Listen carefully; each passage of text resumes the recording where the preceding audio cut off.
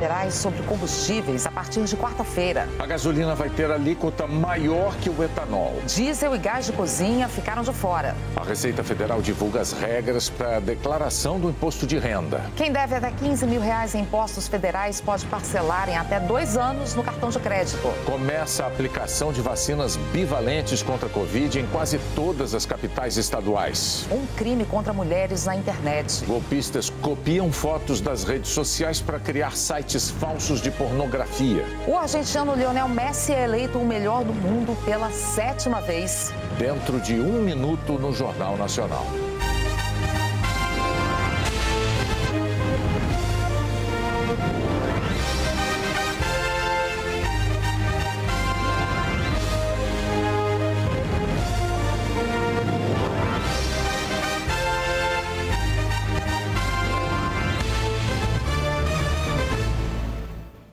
O Ministério da Fazenda anunciou hoje a volta da cobrança de impostos federais sobre combustíveis.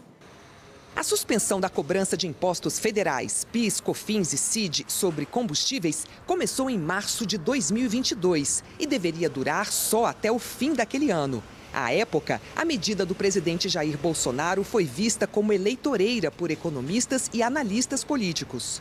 Em janeiro deste ano, o presidente Luiz Inácio Lula da Silva prorrogou até dezembro a desoneração sobre o diesel e gás de cozinha. Mas no caso da gasolina, do etanol, gás natural veicular e querosene de aviação, essa desoneração está prevista para valer só até amanhã, dia 28. Os tributos voltariam a ser cobrados integralmente a partir de março. Desde que assumiu o Ministério da Fazenda, o ministro Fernando Haddad tem defendido a importância de voltar a cobrar os impostos federais sobre combustíveis. Haddad avalia que a medida é fundamental para garantir o equilíbrio fiscal. A saúde nas contas públicas contribui para a redução da inflação e abre espaço para a queda dos juros. O pacote de medidas anunciado por ele em janeiro para aumentar a arrecadação do governo e diminuir o rombo das contas públicas considera a retomada da cobrança desses impostos, quase 29 bilhões de reais neste ano. Mas a ala política do governo é contra. Em uma rede social, a presidente do Partido dos Trabalhadores, a deputada federal Gleice Hoffmann, disse que, antes de falar em retomar tributos sobre combustíveis, é preciso definir uma nova política de preços para a Petrobras. E declarou que fazer isso agora é penalizar o consumidor, gerar mais inflação e descumprir compromisso de campanha. A decisão sobre voltar ou não a cobrar impostos federais sobre combustíveis ficou para a última hora, mostrando que o assunto divide o governo federal. Hoje cedo, o presidente Lula se reuniu com os ministros da Fazenda e da Casa Civil e com o presidente da Petrobras, Jean Paul Prats. Depois, o secretário executivo do Ministério da Fazenda, Gabriel Galípolo, foi até o Rio de Janeiro para uma reunião com a diretoria da Petrobras. À tarde, a assessoria do Ministério da Fazenda informou que os impostos federais sobre combustíveis vão voltar a ser cobrados a partir de março, mas com alíquotas diferentes. Ainda não está definido o modelo da reoneração, se será por etapas, por exemplo. Mas o governo já decidiu que a gasolina, que é um combustível fóssil mais poluente, vai ser mais tributado que o etanol. Segundo a Fazenda, o modelo está sendo desenhado para manter a arrecadação prevista para o ano, de 29 bilhões de reais. Brasileiros com dívidas de até R$15 mil em impostos federais vão poder parcelar o débito e no cartão. O Lucas, dono de uma pequena empresa, precisa pagar uma dívida de R$2 mil de imposto de renda. Optou pela nova forma de pagamento, usando cartão de crédito. Eu não tinha dinheiro em caixa no momento para eu fazer o pagamento e também o banco não estava disponibilizando nenhum empréstimo que seria vantajoso para mim. E a gente tinha o crédito parado lá no cartão e agora a gente está podendo usufruir dele. Essa opção permite o parcelamento no cartão de crédito em até 24 vezes, dependendo da relação entre o endividado e a instituição financeira. E essa novidade está disponível para pessoas jurídicas e físicas que tenham dívidas de até R$15 mil com o governo federal. O processo é feito pela internet. No site da Receita Federal, o contribuinte deve selecionar qual imposto deseja pagar. Depois, clicar em parcelamento de dívidas. O usuário será direcionado para uma tela onde deve inserir seus dados de acesso. Aí, escolher a modalidade cartão de crédito. A presidente do Conselho de Contabilidade em Minas explica que o inadimplente precisa avaliar a situação financeira dele para saber se essa opção de pagamento vale a pena. A pessoa que quer escolher essa modalidade de pagamento, ela tem que avaliar qual é a vantagem. Ou ela faz um parcelamento convencional na Receita Federal, que pode ir até 60 parcelas, ou então pelo cartão de crédito. Ela tem que fazer essa avaliação no momento. A dívida deixa de ser da Receita Federal e passa a ser da instituição financeira. Então, qualquer problema financeiro que você tenha, você já vai passar a discutir com a instituição financeira e não mais com a Receita Federal. E muita gente pode precisar parcelar dívidas de imposto. O débito total de pessoas físicas com a Receita Federal no Brasil chega a R$1 trilhão. Quem optar por fazer o pagamento no cartão de crédito paga uma taxa de serviço, que varia de acordo com a instituição bancária. No caso especificamente, sem juros somente uma vez. Se houver o parcelamento, já é uma relação diretamente do contribuinte com a empresa de cartão de crédito. Dependendo do vencimento da fatura, né, o contribuinte ele tem aí de 30 a 40 dias para poder pagar esse valor. A Receita Federal divulgou hoje as regras para a declaração do imposto de renda deste ano. O período de entrega é de 15 de março a 31 de maio. Precisa declarar quem recebeu no ano passado rendimentos tributáveis acima de R$ 28.559,70. São mais de 39 milhões de pessoas. O programa para declarar o imposto de renda vai estar disponível no site da Receita Federal no dia 15 de março. As restituições começam no dia 31 de maio. Este ano, a prioridade na fila para receber a restituição vai ser estendida a quem escolher a declaração pré-preenchida e a quem optar pela restituição por Pix. Uma comitiva do governo federal esteve hoje em Atalaia do Norte, no Amazonas, para estudar ações de segurança contra o crime organizado. A mesma região em que foram assassinados o indigenista Bruno Pereira e o jornalista britânico Dom Phillips no ano passado. A União dos Povos Indígenas do Vale do Javari cobra do poder público a proteção dos direitos indígenas, socioambientais e dos servidores que atuam na fiscalização do território. Autoridades do Brasil e dos Estados Unidos se reuniram hoje em Brasília para discutir o combate ao desmatamento e às mudanças climáticas. O enviado especial da Casa Branca, John Kerry, chegou ao Palácio do Itamaraty no fim da manhã. Ele é a principal autoridade do governo americano em matéria do clima. E sua visita ao Brasil reafirma a preocupação dos dois países com as consequências do aquecimento global. A primeira reunião foi com a ministra do Meio Ambiente, Marina Silva, e o vice-presidente Geraldo Alckmin. Em mais de 2 horas de conversa, trataram de clima, desmatamento e transição energética. Outro tema de interesse do governo brasileiro é a cooperação norte-americana com o Fundo Amazônia, anunciada no início do mês pelo presidente Joe Biden durante visita do presidente Lula aos Estados Unidos. Segundo Alckmin, o valor da ajuda ainda não foi decidido. O enviado John Kerry não definiu o valor, mas colocou que ele vai se empenhar junto ao governo, junto ao Congresso norte-americano e junto à iniciativa privada, para termos recursos vultosos, não só no Fundo da Amazônia, como também outras cooperações. A ministra do Meio Ambiente, Marina Silva, afirmou que a reunião de hoje foi uma conversa preliminar para definir ações estratégicas entre os dois países. Foi feito o termo de referência pelos dois governos e as equipes técnicas vão trabalhar. E tem a ver com proteção de floresta, clima, enfrentamento das desigualdades, fortalecimento das democracias, mas apostando na transição energética, no enfrentamento dos grandes temas da agenda ambiental global, inclusive em temas que têm a ver com essa cooperação em termos comerciais. A ministra do Meio Ambiente falou da preocupação imediata com o desmatamento.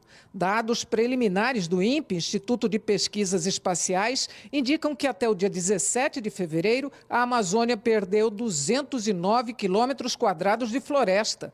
O mês nem acabou e essa já é a maior marca para fevereiro em toda a série histórica iniciada em 2015. Marina Silva atribuiu o aumento a uma espécie de revanche de criminosos na região. Encontramos uma situação de terra arrasada, é uma espécie de revanche às ações que já estão sendo tomadas na ponta. E vamos continuar trabalhando. Os dados são transparentes, as pessoas têm acesso aos dados em tempo real, exatamente para que a gente possa atuar de acordo com a gravidade do problema. Nesse momento, nós estamos identificando que tem uma ação criminosa, mesmo no período chuvoso, adiantando o desmatamento. John Kerry também teve reuniões com o presidente do BNDES, Aloysio Mercadante, e o ministro da Agricultura, Carlos Fávaro. Amanhã, ele volta a se encontrar com a ministra Marina Silva. E a expectativa é que depois os dois governos anunciem compromissos ambientais e comerciais visando a redução do desmatamento na Amazônia e o desenvolvimento sustentável. Começou hoje na Suíça a reunião do Conselho de Direitos Humanos das Nações Unidas. O chefe da ONU deu o tom dos desafios. A Declaração Universal dos Direitos Humanos, assinada há 75 anos, está sob ataque de todos os lados. Antônio Guterres citou desde ameaças que são consequências da fome até desastres climáticos. E enfatizou: a invasão russa à Ucrânia desencadeou as maiores violações que vemos hoje. A guerra vai seguir no centro das atenções nessa sessão do Conselho de Direitos Humanos, que se estende por 6 semanas aqui em Genebra. Mas para o Brasil, o dia de abertura foi especialmente importante. O ministro dos Direitos Humanos e da Cidadania lembrou um discurso de Nelson Mandela para destacar uma nova fase. Disse que o momento é o de sarar feridas e construir. O Brasil voltou. De uma nova forma, para um novo tempo, o Brasil voltou. Silvio Almeida destacou a situação dos Yanomami. As dificuldades são muitas. O que encontramos foi um quadro escandaloso de desmonte, negligência e crueldade. E aqui preciso mencionar de forma particular a crise nos territórios indígenas Yanomami. Não temos medido esforços para restaurar a dignidade dessas populações e garantir-lhes o efetivo domínio sobre suas terras. Diante de representantes do mundo todo, o ministro fez uma série de promessas: que as brasileiras vão ter seus direitos sexuais e reprodutivos restabelecidos, que o governo seguirá a ciência e que assassinos de ativistas não vão ficar impunes. Depois de mencionar questões de preocupação internacional e pedir diálogo e cooperação, Silvio Almeida fez campanha para que no ano que vem o Brasil volte a ocupar uma das 47 cadeiras do Conselho de Direitos Humanos. Portanto, peço o apoio dos países aqui presentes para que possamos contribuir de maneira renovada com a promoção dos direitos humanos em todos os lugares e para todos os povos. Muito obrigado. A violência na Cisjordânia teve novos desdobramentos nesta segunda-feira. A cidade de Huwara amanheceu em chamas depois da invasão de colonos israelenses que atearam fogo a 30 casas e a mais de 100 carros. Um palestino morreu e mais de 300 ficaram feridos. A ação foi uma resposta ao assassinato de 2 israelenses horas antes. Autoridades palestinas e israelenses se reuniram ontem na Jordânia para discutir formas de reduzir as tensões recentes, que causaram a morte de 63 palestinos e 11 israelenses.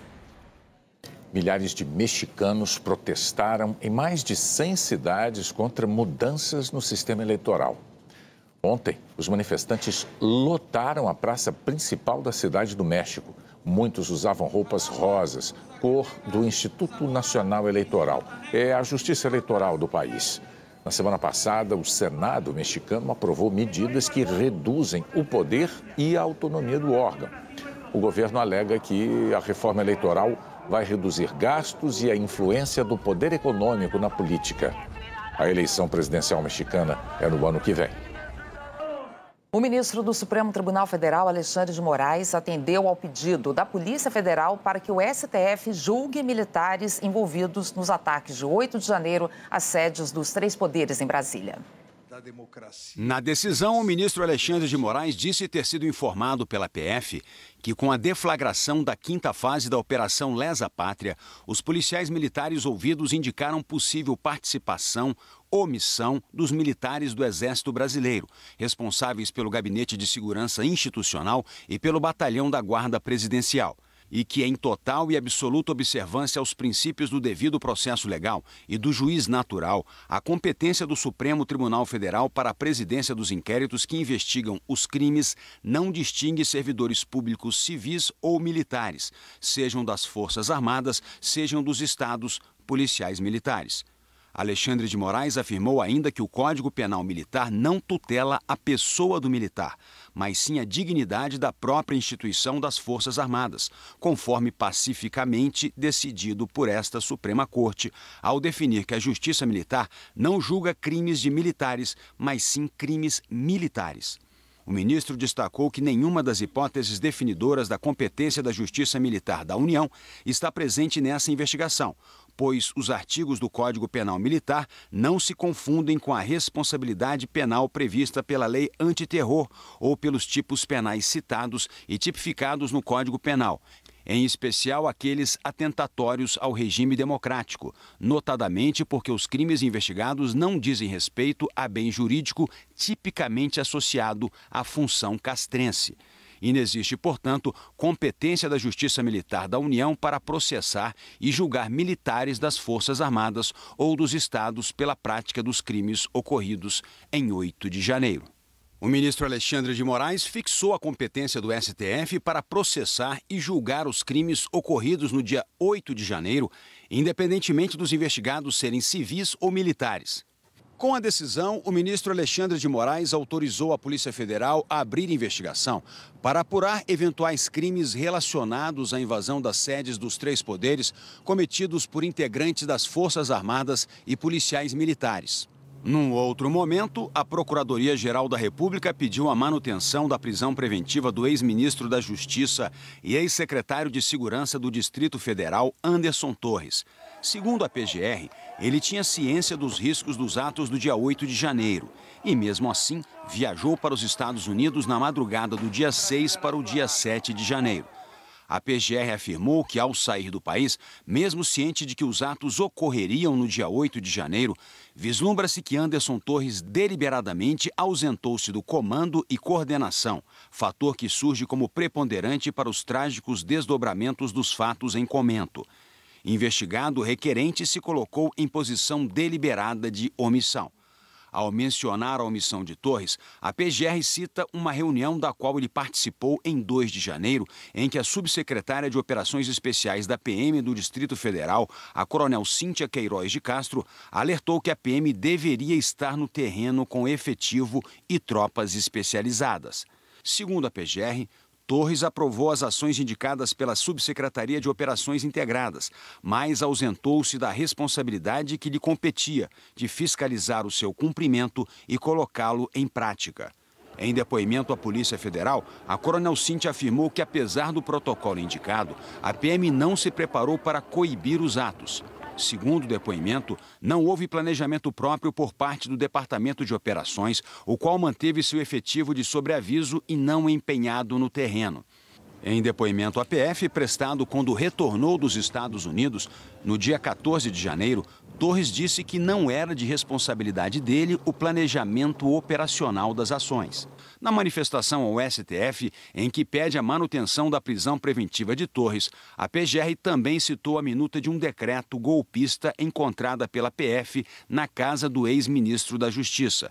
O documento falava sobre a instauração do estado de defesa na sede do Tribunal Superior Eleitoral para mudar o resultado das eleições do ano passado. Torres disse em depoimento à PF que iria jogar fora a minuta do golpe, que classificou de documento descartável e sem viabilidade jurídica. A PGR afirmou que não se trata de documento que seria jogado fora, estando muito bem guardado na casa de Anderson Torres, em uma pasta do governo federal e junto a outros itens de especial singularidade, como fotos de família e imagem religiosa. E que estivesse investigado em solo nacional, gozando de liberdade, possivelmente esse e outros elementos de prova seriam ocultados ou destruídos, assim como ocorreu com seu aparelho celular. Hoje também a Procuradoria-Geral da República denunciou ao STF mais 80 pessoas pelos atos golpistas do dia 8 de janeiro. Até agora, já são 912 denunciados. O Palácio do Planalto divulgou hoje a foto oficial do presidente Luiz Inácio Lula da Silva para ser exposta nos gabinetes da Administração Pública Federal. O registro foi feito no Palácio da Alvorada pelo fotógrafo Ricardo Stuckert. A seguir, um crime na internet contra mulheres. E o começo da aplicação das vacinas bivalentes contra a Covid.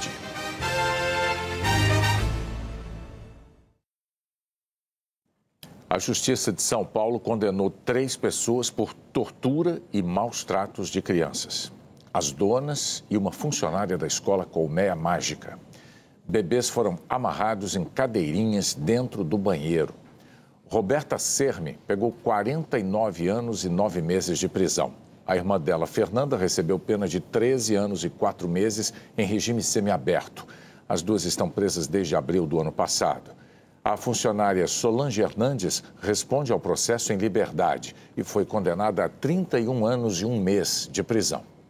A defesa de Roberta e Fernanda disse que a sentença é contrária à evidência dos autos e que vai recorrer. O advogado de Solange Hernandes afirmou que a pena foi alta demais e que também vai recorrer. Um crime praticado na internet contra mulheres motivou mais de 10 denúncias só neste mês numa delegacia especializada no Maranhão.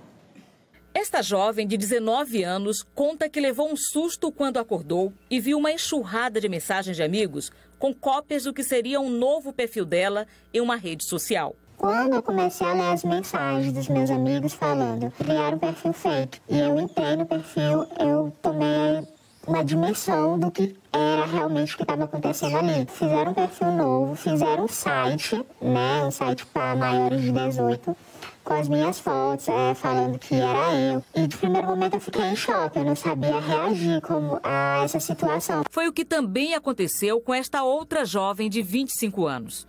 E eles estavam postando stories, normal, entendeu? Como se fosse eu que estivesse postando. Mas fazendo anúncios, referente a esse conteúdo.